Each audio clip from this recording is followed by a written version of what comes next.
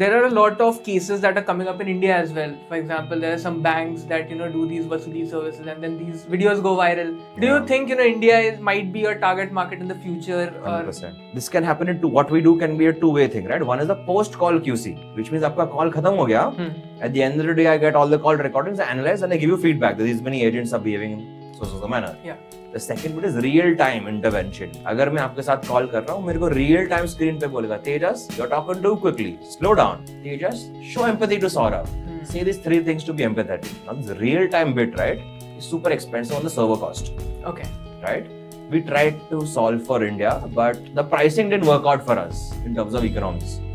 Which is when we tried the West, and the West is more than happy to pay that price for real-time intervention. Our plan for India is once infrastructure cost gets cheaper, with the number of servers, server farms coming in India, and with the harnessing power of AI today, it is going to get cheaper over the years. Right? As we know, pen drive जो पहले जो इतना महंगा था, अभी इतना सस्ता हो गया है. Correct. Over the years, technology cost is going to go down, and I think that will be the right time for us to enter Indian markets. Because I'm a big believer of profitability. अगर profit नहीं हो रहा तो धंधे का point क्या है?